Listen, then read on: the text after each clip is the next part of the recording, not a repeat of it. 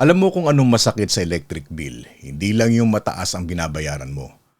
Ang mas masakit, minsan binabayaran mo rin ang mga charge na hindi mo direktang naiintindihan.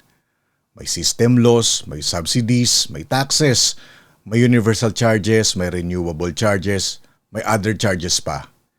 Ikaw nagtitipid, ikaw nagpatay ng ilaw, ikaw umiwas sa aircon, pero pagdating ng bill mataas pa rin.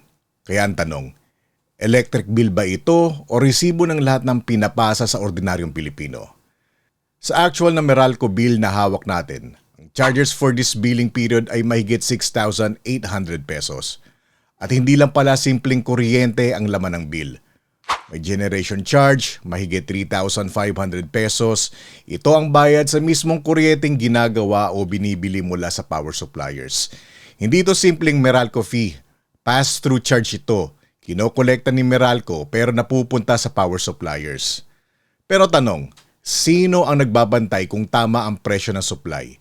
Sino ang nag-a-approve ng kontrata? At kapag tumaas ang presyo, bakit consumer agad ang sumasalo? May transmission charge, mahigit 560 pesos. Ito ang bayad sa pagdaan ng kuryente sa malaking transmission network. Para itong highway ng kuryente bago makarating sa distribution system. May distribution charge, mahigit 1,200 pesos. Ito ang mas konektado sa Meralco. Bayad ito sa pagdadala ng kuryente mula sa distribution system papunta sa bahay, negosyo o establishment ng consumer. May system loss, mahigit 320 pesos. Ito ang kuryenteng nawawala habang dinadala sa consumers. Pero may non-technical loss din, tulad ng illegal connection, tampering at pagnanakaw ng kuryente. Dito masakit ang tanong. Kung may nagnanakaw ng kuryente, bakit pati ako nagbabayad? May subsidies. Ito ang mga charge na konektado sa Discord o suporta sa qualified consumers, tulad ng lifeline rate na para sa qualified low-income households. Actually magandang layunin dapat tulungan ang mahihirap. Pero kung ang subsidy ay kinokolekta rin mula sa ibang consumer, ang tanong, paano kung yung nagbabayad ng subsidy mahirap din? Hindi problema ang pagtulong sa mahihirap. Ang problema, pati mahirap na hindi qualified, pinagbabayad para tumulong sa ibang mahirap.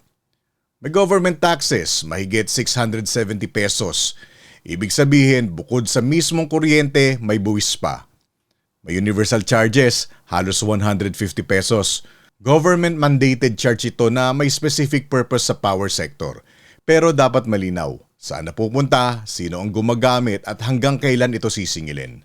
May FIT all at GEA all. Renewable related charges to . Hindi tayo kontra sa renewable energy. Maganda ang long-term goal nito. Pero kung ang policy cost pinapasa sa consumer, dapat malinaw kung paano kinakalkula, sino ang beneficiary at bakit tayo ang nagbabayad. May other charges pa mahigit 200 pesos. At kapag nakita ng ordinaryong consumer ang other charges, natural lang na magtanong, ano to? Saan to galing? Sino ang nag-approve? Bakit kasama sa bill ko?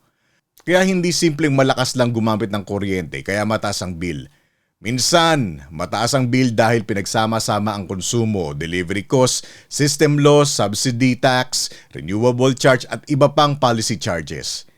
Hindi natin sinasabing lahat ng charge ay illegal. Ang sinasabi natin, kung legal man ang mga to, dapat malinaw, madaling maintindihan at patas ang paliwanag.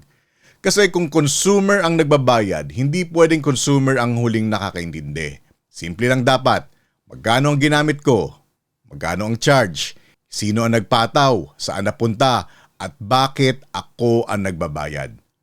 Kaya mga kababayan, papayag na lang ba tayo na buwan-buwan ganito? Titignan na lang ba natin ang bill, magrereklamo saglit, tapos babayaran kahit hindi malinaw? Hindi ba tayo magtatanong? Hindi ba tayo magrereklamo?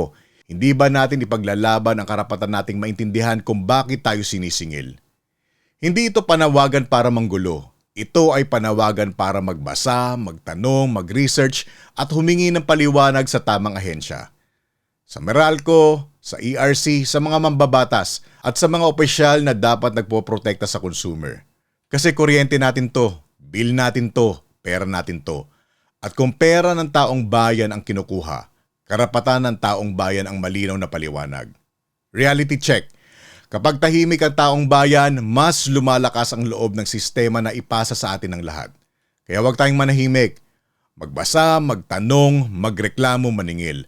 Dahil hindi dapat ang ordinaryong Pilipino ang laging huling nakakaalam pero unang nagbabayad.